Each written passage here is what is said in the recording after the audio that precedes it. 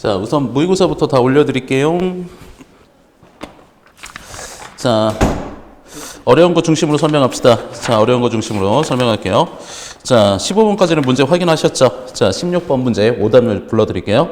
16번에 82%, 자, 17번에 75%, 18번은 80, 자, 그 다음에 19번 74, 그 다음에 20번 60.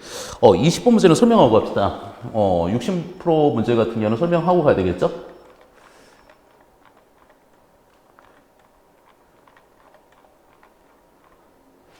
자, 20번 문제 가보도록 할게요. 20번 문제. 자, 제가 근데 좀 빠르게 설명해 볼게요. 이거를 빠르게 설명해 볼게요.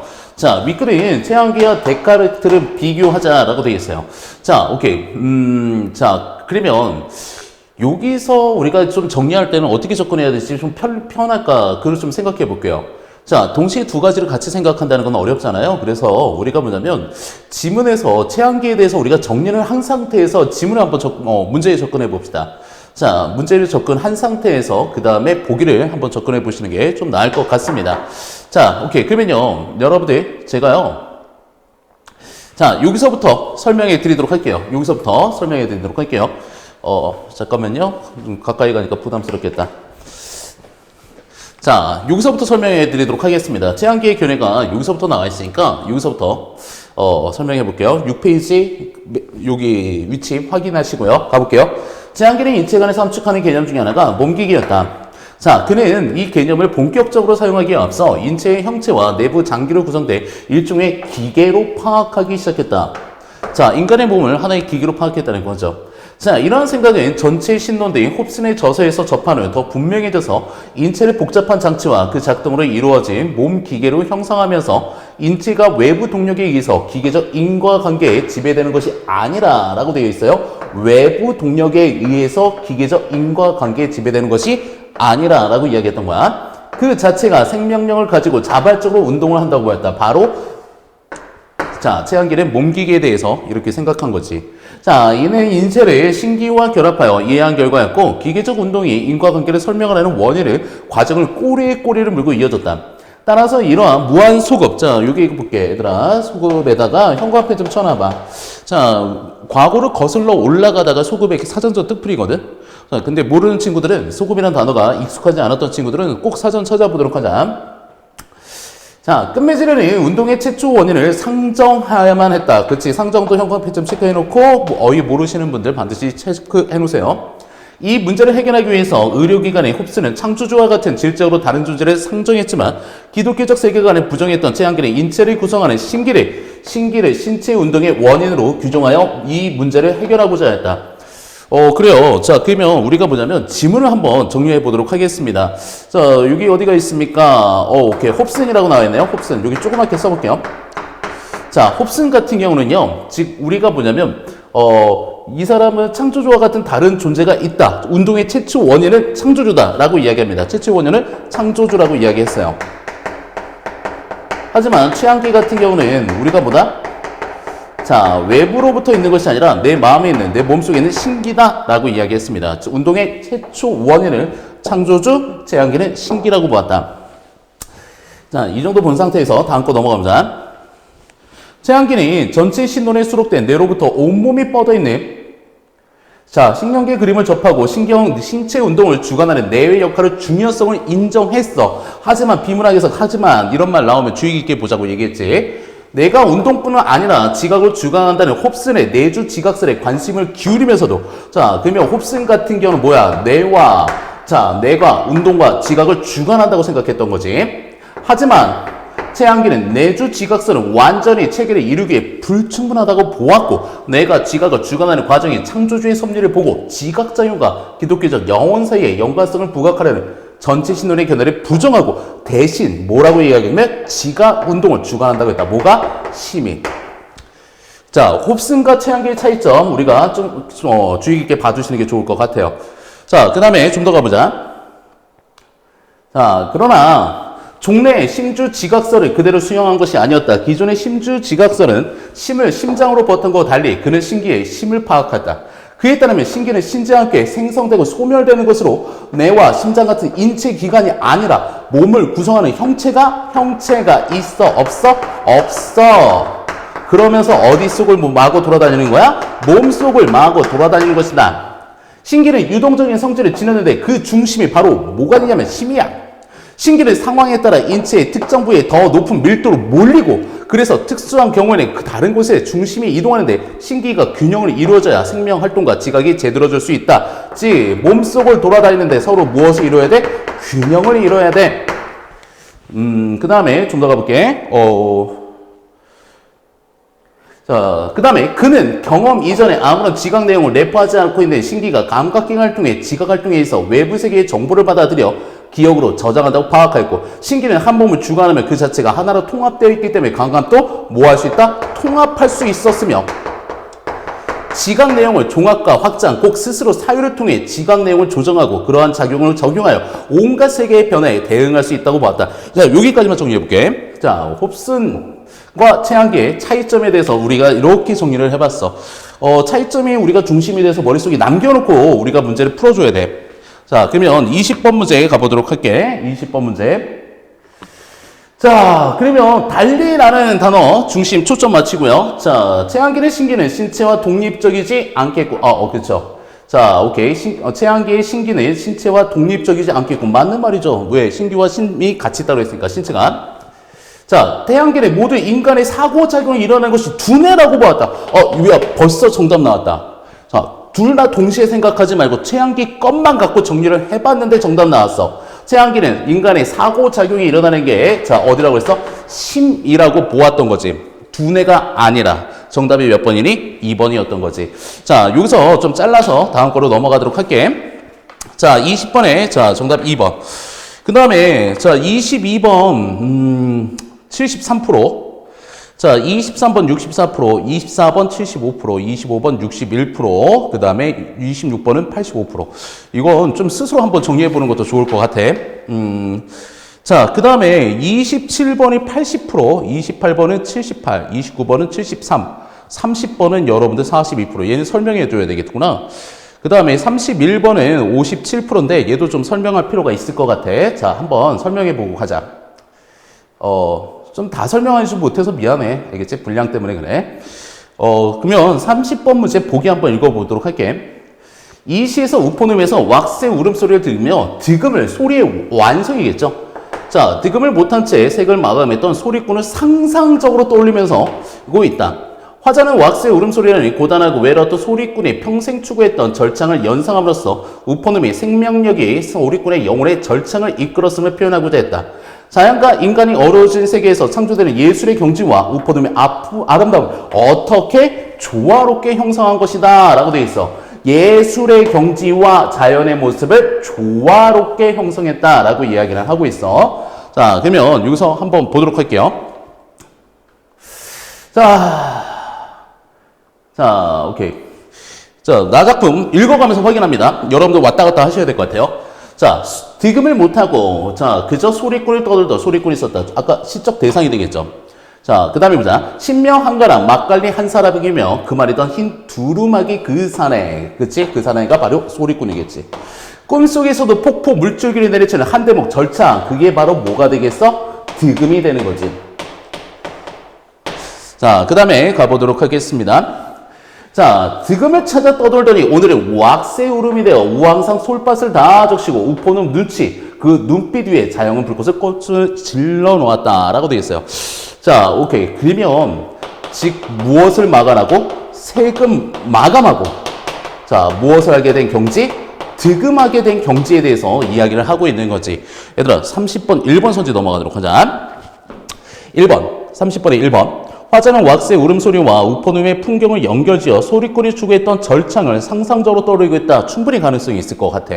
자, 1번 소재에 동그라미 쳐놓도록 할게요. 자, 그 다음에 살아서는 근본마저 알 수 없는 혈혈다시 외로운 처지라는 거지. 외로움. 자, 텁텁한 얼굴에 달빛 같은 수염을 엉켜 수염이 흔들곤 했다. 자, 30번에 2번 소지 확인해 보도록 할게. 득음의 경지를 찾아 떠돌았던 소리꾼의 얼굴에 묻어나는 삶의 비애를 감각적으로 드러내고 있다. 여기서 어떤 감각으로? 시각적 이미지를 통해서 드러내고 있지. 자, 그래서 B도 동그라미 좀 쳐보도록 하자. 늙은 고수라도 만나면 얼개가 즉석 사나를 흔들렸고 필생 동안 그가 찾았던 헤매던 소리가 적막한 늪 솔바른 맑은 가락 속에 숨어 있었던가. 이 소리가 바로 뭐냐면 득음의 경지가 되겠지. 자, 3번 손지 우리가 한번 보도록 하자. 소리꾼이 평생 추구했던 절창이 우포늪에서 찾아낸 화자의 정서. 그치? 여기 속에 숨어 있었던 것인가? 오케이. 있었던가? 여기겠죠? 자, 그 다음 자. 소록 장제의 토평나무 양파들이 시퍼런 물살에 몰아칠 때 일제히 기슬치며 동편제를 넘어가는 저 왁새들. 동편제 노래 이름이에요. 진짜 언덕 이름 아닙니다. 자, 오케이. 그러면 한번 가볼게요. D 4번 서지 보자. 자, 오케이. 화자가 상상적으로 떠돌린 세계. 이거 상상적이죠. 왜? 동편제라는 언덕 없다고 얘기했잖아. 그치? 실제 사실적인 것이 아니라 상상적으로 우리가 만들어냈다고 할 수 있겠지. 자, 상상적으로 떠올린 세계를 우포늪 일대를 현실적 공간과 결부시키고 있다라고 되어 있어. 자, 어디에? 소목장제 토평마을. 자, 현실적 공간과 연결시켰다고 볼 수 있겠죠? 자, 그 다음에 보자. 완창 한번 잘 끝냈다고 하늘 선회하는 그 소리꾼의 영혼의 심연이 윽보듯 꽃자체를 자지러지도록 무르익었다라고 되어 있어요. 자, 30번 5번 손질 갑니다. 날아가는 왁새와 완창을 한 소리꾼을 대비했다? 왜 대비가 틀렸지? 아까 보기에서 뭐하고 있어? 자연과 그 우포늪의 세계와 예술의 경지를 서로 조화시켰다고 얘기했잖아. 그러니까 소리꾼을 대비했다. 그 부분 X치고 넘어가셔야 될 것 같습니다. 자, 30번에 그래서 5번 선지 정답이었습니다. 자, 그 다음에 31번 문제. 자, 정답 4번이었고요. 이거는 가볍게 넘어가도록 할게요. 자, 그 다음에 32번 가보도록 할게요. 32번 69%. 자, 오케이. 서경별고. 이 애매해요. 32번 69%니까. 자, 애매하긴 하네요. 자, 우선 정답 문제부터 불러줄게요. 33번 79, 34번 70. 아, 애매하죠? 자, 오케이. 애매하니까 합시다. 자, 오케이. 서경별고. 수능 특강에 나온 걸로 기억하는데. 자, 한번 가보자. 자, 서경이 서울이지만, 자, 우리 여기 다 여음꼬라 빼고 우리가 해석했던 거 기억나지? 자, 그 다음에 보자. 내가 털을 닦은 거, 내가 살던 거, 소성경을 고해말을 사랑합니다. 라고 되어 있죠. 자기가 사는 곳, 소성경을 사랑합니다. 여임으로, 여의다. 자, 기본 어이잖아. 이변하다. 이별함으로 길쌈하던 배도 버리시고, 괴실한데 사랑함으로 괴다 사랑하담으로 우러곰 울면서 존니노이다 따라가겠습니다 라고 되어 있어요. 존니노이다 따라가겠습니다. 자, 시적 화자는요, 즉 이 작품을 통해서 알 수 있는 건 이별 상황이잖아요. 이별 상황인데 뭐예요? 자신이 사랑하는 그 고향도 버리고요. 길쌈하던 배고 버리고 님을 뭐하겠다? 따라가겠다 라고 이야기합니다. 님에 대한 적극적 사랑을 우리가 엿볼 수 있는 지문이었던 것 같아. 자, 지문 설명 간단하게 갖고. 자, 그 다음에 가보자. 구슬이 바위에 떨어진들. 우리 구슬 목걸이라고 얘기했어. 구슬 목걸이가 바위에 떨어진들. 기니야, 끈이야. 그치리까 끊어지겠습니까? 서리법이에요. 자, 끊어지지 않는다는 뜻이겠죠? 자, 지문에 얼마 전에 외웠지? 자, 천년이잖아. 천년을 외우고 외로이 여다 직업교육 받지? 살아가다. 천년을 외로이 살아가더라도 신이야 믿음이야 그치리까 라고 돼 있어요. 자, 이 정도까지만 정리한 다음에 우리가 가에 해당되는 거 한번 보도록 할게요. 자, 1번 손지부터 갑니다. 1번 손지 가보도록 할게요. 자, 서울은 화자가 현재 머무르고 있는 곳이다. 지울게요.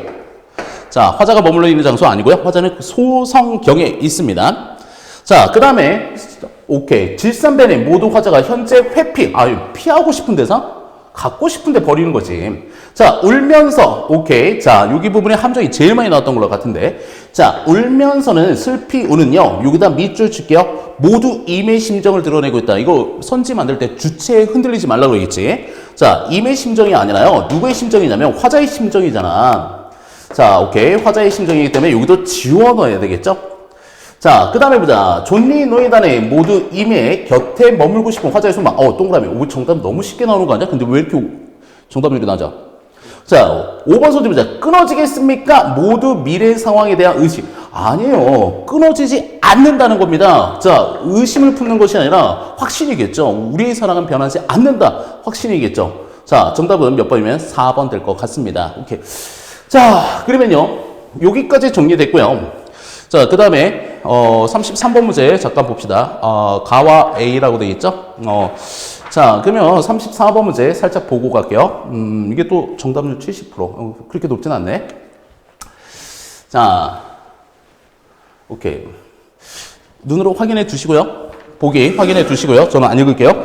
자, 1번 소지 갑니다. 자, 구슬은 변할 수 있는 것을 긴과 끈에, 자, 변하지 않는 것을 비유하고 있다. 구슬은 깨지더라도 어때요? 끈은 끊어지지 않겠죠. 1번 소지 동그라미 좀 쳐보도록 할게요. 자, 그 다음에, 자, 2번 선지에서 신은 붉은 마음은 굳건한 바위로 형성하였다. 아니, 신을 끈에다 비유하고 있지. 무슨 바위에다 비유하고 있습니까? 지문에서. 믿음을요, 뭐에다 비유했어요? 끈에다 비유했죠? 바위에다 형성한 거 아니죠? X 쳐야 되겠죠? 오케이. 이해되셨나요? 자, 그 다음에 여기서 보도록 할까요? 비록 구슬이 바위에 떨어진다. 바위는 시련이잖아요. 자, 오케이. 여기서는 뭐예요? 신을 바위로 형상, 비유했다. 라는 뜻은 아니니까 여기서 지울게요. 정답 몇 번이다? 2번이 된다. 뒤에 있는 거 확인할 필요도 없었네요. 자, 그 다음에 가보도록 할게요. 나 작품 빨리 분석해주고 33번 풀고 넘어가도록 할게요. 조유의 만문가. 자, 이 몸이 녹아자는 것도 옥황상제의 처분이고 이 몸이 쓰여지는 것도 죽는 것도 옥황상제의 처분이라 대구법. 자, 녹아지고 쓰여지고 혼백 영혼조차 흩어져도 공산의 총로같이 임자 없이 구늘다가 빈산에 떠들다가 공륜산 제일 봉 망난 종송이 되어 있어. 물어보고 싶은데 이거. 자, 송 얘들아 뭐니? 소나무지. 죽어서 뭐가 되겠다? 소나무가 되겠다. 지조와 절개. 자, 바람비 뿌는 소리 님의 귀에 들리거나 죽어서 소나무가 돼서 내 마음을 전달하고 싶다는 거지. 자, 윤회 마음겁해서 다시 태어난다는 뜻이겠지. 수십만 번, 수백 번 윤회를 마음겁해서 금강산에 하게 되어 1만 2천 봉의 마음껏 솟아올려 갈다 붉은 밤에 두어 소리 슬피 울어 님의 귀에 들리고도 옥황상제의 처분이다. 자, 시적 화자는 죽어서 화자의 마음을 님에게 전달하고 싶다. 그런 뜻인 것 같아. 한이 뿌리가 되고 눈물이 가지를 삼아 님의 창밖에 외나무 매화가 되어. 창밖에 매화, 지조와 절개의 상징물이겠지. 눈 속에서 혼자 피어 침변에 시드는 듯 월중 소영의 님의 옷에 비치거든 어여쁜 불쌍한 이 얼굴 너로다 반겨주실까. 확신이 있어 없어? 없어. 자, 그 다음에 보자. 동풍이 유정하니. 동풍 참고로 알고 와야지? 자, 그때 저번 시간에 배웠던 거니까 적고만 갈게. 자, 봄바람이 유정하여 암양이 불어내요. 암양 이거 외웠지? 매와 향기. 고견아 이내 생이 중림에 붙이고자 빈 막대 비스듬히 들고 빈배를 혼자 뛰어 백골 건너지어 건덕군에 가졌구나. 뭐 이 정도 돼 있어. 얘들아 너무 어려운 단어는 뭐 공부할 필요 없이 이 정도로 간단하게 정리하면 좋을 것 같아요. 자, 오케이. 33번 잠깐 시간 줄까? 오케이. 틀리신 분들 잠깐 생각만 해주시고요. 자, 틀린 거에 대한 근거 좀 생각해 보세요. 몇 번 선택됩니까? 5번이죠, 5번. 자, 오케이. 월중이란 시간적 배경을 통해 여기 볼게요. 제외한 순간 X 칩시다. 자, 그러니까 제외라는 건 다시 만나다는 뜻이잖아. 다시 만난 거 있니 없니? 없잖아. 그래서 30번에 정답 5번이 됐다. 자, 아무튼 이 정도로 33번 정리하고 넘어가도록 할게. 자, 그 다음에 35번 문제 들어가도록 할게요. 35번. 54% 이거 설명해 줘야 되겠다. 그치? 36번 47, 37번 48, 38번 48. 오케이. 그러면 정답률이 이 정도 나왔다는 것은 뭐 학생들이 굉장히 어려워했다는 뜻이겠죠. 그렇죠. 어려웠다는 뜻이겠죠. 뒤에 있는 건 무난합니다. 뒤에 있는 건 정답률이 의외로 낮은데 학생들이 시간이 부족해서 좀 많이 못 푼 것 중에 하나예요. 그래서 35에서 38까지 설명하고 마무리할게요. 여러분들은 여기까지 하시고요. 뒤에 있는 거는 오답 정리 한번 해드시고 마무리하시면 될 것 같습니다. 자, 오케이. 지금 몇 번 찍고 몇 번 삭제했는지 모르겠어요. 힘들다, 그치? 자, 시작해 보도록 할게요. 자, 건강 상태를 진단하거나 검제 현장에서 혈흔을 조사하기 위해서 검사용 키트가 널리 쓰인다. 자, 먼저 봅시다. 키트 제작에는 다양한 과학적 원리가 적용되는데 적은 비용으로 쉽고 빠르게 정확하게 검사할 수 있는 키트를 제작하는 것이 요구된다. 이러한 피로에 따라서 항원 항체 반응을 응용하여 시료에 존재하는 성분을 분석하는 다양한 형태의 키트가 개발되고 있대요. 자, 항원 항체 반응은 항원과 그 항원으로만 특이하게 반응하는 항체가 결합하여 면역 반응을 말한다. 그러면요. 아마 특이한 항체만 결합하니까 두 개가 뭔가 결합해서 반응을 하고 있다는 것은 어떤 성분이 존재하고 있다는 뜻인 것 같습니다. 그렇죠? 항체 제조 기술이 발전하면서 휴대성이 높고 분석 시간이 짧은 측면 유동 면역 분석병 LFIA를 이용한 다양한 종류의 키트가 개발되고 있다. 자, 그 다음에 두 번째 문단 들어가도록 할게요. 여기서부터 약간 구조 설명하고 있더라고요. 구조 설명은요, 빨리 가기보다는 머릿속에 이미지를 그려내시는 게 좋아요. 자, LFIA 키트를 이용하면 키트에 나타내는 선을 통해서 액상의 시료에 검출하고자 하는 목표 성분의 유무를 간편하게 확인할 수 있다라고 되어 있어요. 그 다음에 가볼게요. LFIA는 가늘고 긴 납작한 막대 모형인데 시료 패드, 결합 패드, 반응막, 흡수 패드 순서대로 나란히 배열된 구조가 있다. 시료 패드로 흡수된 시료는요. 제일 먼저 앞에 시료 패드 있죠? 결합 패드에서 자, 복합제와 함께 반응막을 지나 여분의 시료가 흡수되는 흡수 패드로 이동한다. 자, 그러면 가볼게요. 시료 패드에서 결합 패드와 결합하고 이렇게 흡수 패드로 연결된다는 거죠. 결합 패드에는 복합제는 금나노 입자, 형광 비드, 표지 물질이 특정 물질에 붙어 이루어진다. 표지 물질은 발색 반응에 의해서 색깔을 내는데 이 표지 물질에 붙어 있는 특정 물질은 키트 방식에 따라 종류가 다르다. 자, 그러면서 첫 번째 종류, 일반적으로 한 가지 목표 성분을 검출하는 키트와 반응만에서 항체들이 띠 모양으로 두 가닥으로 구성되어 있는데 그중 시료 패드와 가까운 쪽에 있는 게 바로 뭐가 되고 검사선이고, 자, 오케이, 검사선이고 다른 가닥은 뭐가 된다? 표준선이 된다. 표지 물질에 검사선이나 표준선이 놓이면 발색 반응에 의해서 반응선이 나타난다. 자, 검사선이 발색되어 나타나는 반응선을 통해서 목표 성분의 유무를 판단할 수 있다. 표준선이 발색된 반응선이 나타나면 검사가 정상적으로 진행되었음을 알 수 있다. 이거는 뭐냐? 일반적인 키트의 특징입니다. 일반적인 키트의 특징 정도 봐두시고요. 자, 그 다음에 여기서부터 세 번째 문단 들어갈게요. 두 번째 문단까지 어렵지 않아요. 두 번째 문단까지 어렵지 않으니까 자, 세 번째 문단 갑시다. 자, LFIA 키트는 직접 방식과 주로 경쟁 방식으로 제작되는데 방식에 따라 검사 세계의 발색 여부가 의미하는 바가 다르다.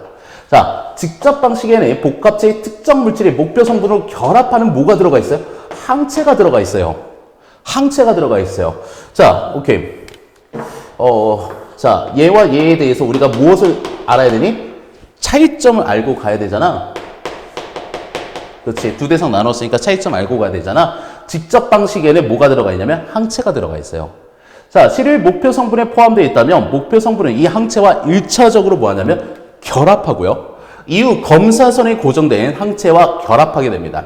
따라서 검사선이 발색되면 시료의 목표 성분이 검출됐다고 판정되고요. 자, 그 다음에 한편 경쟁 방식에서 복합체에 포함된 특정 물질은 목표 성분에 대한 항체가 아니라 어디가 들어가 있습니까? 목표 성분 자체이다. 자, 머릿속에 정리합시다. 직접 방식은 항체가 들어가 있어요. 하지만 경쟁 방식 뭐가 들어가 있어요? 목표 성분 자체가 들어가 있어요. 이해되시죠? 차이점 이해되시죠?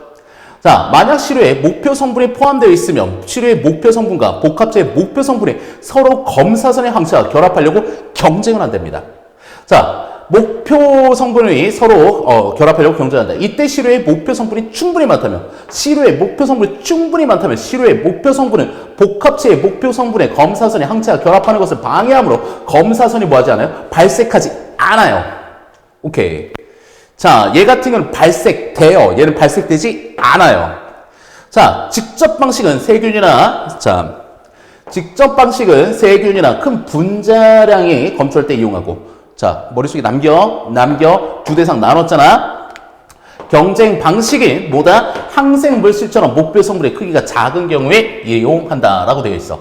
자, 두 대상 나눈 거 차이점 머릿속에 잘 남겨놨으면 좋겠다. 알겠지? 차이점 잘 남겨놨으면 좋겠다. 자, 그리고 미리 얘기할게. 요게 나온 게 여러분들 뭐냐면 38번에 대한 정답이에요. 자, 38번에 대한 정답입니다. 여기 이해 안 되시는 분은 다시 찾아보세요. 자, 그 다음에 가볼게. 한편, 자, 검사용 키트는 휴대성과 신속성이 정확성도 중요하다. 키트의 정확성을 측정하기 위해서 키트의 이용에 여러 번의 검사를 실시하여 그 결과를 분석하는데 키트의 시료에가 목표 성분이 들어있다고 판정하면 이를 양성이라고 한답니다. 자, 이때 시료에 다른 목표 성분이 실제로 존재하면 진양성, 시료에 목표 성분이 없다면 무슨 성이다? 위양성이다. 자, 그러면 여기 정리하고 갑시다.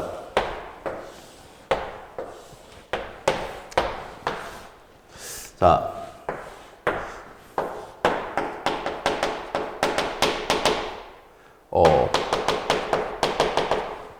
자, 이렇게 한번 정리해 볼게. 머릿속에 이렇게 정리되는지 한번 봐봐.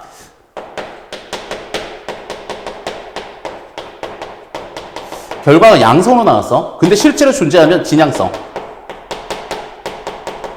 없는데 양성으로 나왔어. 그럼 뭐가 되는 거니? 그치. 위양성. 자, 그 다음에 보자. 없는데 음성으로 나왔어. 진짜 음성이잖아. 그렇지. 뭐가 되는 거야? 진음성. 있는데 음성 나왔어. 짝퉁 음성이잖아. 그럼 뭐가 되는 거야? 위음성. 오케이. 이해되지? 자, 아무튼 뭐 머릿속에 이렇게 정리되면 좋겠다. 그 다음에 보자. 여러 번의 검사 결과를 통해 키트의 정확도를 구현하는데 정확도란 시료를 분석할 때 올바른 검사 결과를 얻을 확률이다. 정확도는 민감도와 특이도가 나뉘는데 자, 민감도. 자, 정리해볼게. 시료에 목표 성분이 존재하는 경우에 대해서 이를 양성으로 판정한 비율이다 라고 되어 있어요. 자, 시료에 목표 성분이 존재하는 경우, 시료에 목표 성분이 존재하는 경우에 무엇으로 판단했다? 양성으로 판단했다. 그치? 자, 그러면 여기서 볼까요? 민감도는요, 진양성 더하기 그 다음에 뭐가 될까요? 위음성이 되겠죠. 거기서 뭐가 될까요? 진양성이 나오는 확률이 바로 민감도가 되는 거 아닌가요? 자, 제가 실수한 걸 수도, 맞죠? 맞죠? 자, 그 다음에 가볼게요. 자, 오케이. 특이도, 색깔을 바꿔볼게요. 자, 특이도는 시료에 목표 성분이 없는 경우, 목표 성분이 없는 경우에 키트가 이를 음성으로 판단한 거야. 그렇지. 자, 위양성과 진음성과 했을 때 목표 성분이 없는 거 뭐가 되는 거니? 진음성이 되는 거지. 자, 오케이. 요까지만 정리할게. 자, 여기가 바로 몇 번 문제의 정답이냐면 37번의 정답 근거야. 이겠지? 37번의 정답 근거. 자, 오케이. 시간 관계에서 좀 빨리 갑시다. 마음이 급해지네, 또. 자, 35번. 자, 정답 들어가 볼게요. 35번. 정답 3번입니다. 검사 사연이 발색되는 경우도 있고, 검색이 발색되지 않는 경우도 있습니다. 그쵸? 그렇기 때문에 3번 선지 틀렸다라고 볼 수 있고요. 자, 오케이. 36번 다시 풀어보시면 되고요. 37번 간단하게 갑시다. 자, 37번이 어렵다고 하더라고요. 자, 오케이. A에 들어갈 말. 검사 결과 A가 적은 경우 민감도가 높다. 민감도가 높으려면 여러분들 뭐가 낮아야 됩니까? 위음성이 낮아야 되겠죠. 위음성. 자, 위음성 동그라미 칩시다. 자, 그 다음에 보자. 경우가 많을수록 특이도는 높다. 특이도가 높으려면 어때요? 진음성이 높아야 되겠죠. 진음성. 정답 4번이죠. 자, 오케이. 그 다음에 38번은요. 제가 간단하게 정리할게요. 자, 여러분들 여기서 세균입니다. 자, 세균이에요. 아까 세균 같은 경우는 직접 방식을 사용했나, 경쟁 방식을 사용했나, 그것 좀 찾아보시면 되는데, 자, 여기서 세균은 뭐죠? 직접 방식이죠. 직접 방식이면 선지에서 분명히 뭐냐면 경쟁 방식을 하나 설명할 겁니다. 그게 함정이고 오답일 겁니다. 오케이, 괜찮나요? 자, 아무튼 이렇게까지 해서 모의고사 간단하게 정리해봤습니다. 그리고요, 제가 지금 1학년, 2학년, 3학년 다 찍어야 돼요. 다 찍어야 돼서 좀 약간 시간이 급하기도 하고 조급하기도 했는데, 그리고 또 여러분들 뭐 이따가 수능 특강도 촬영해야 돼갖고 좀 빨리 나가긴 했어요. 모르는 거 있으면 카톡으로 날려주시면 제가 최대한 설명해 드리도록 하겠습니다. 그리고 동영상이 길게 못 올라가요. 그러니까 이해 좀 해주셨으면 좋겠습니다. 감사합니다. 야, PC방 가지 마.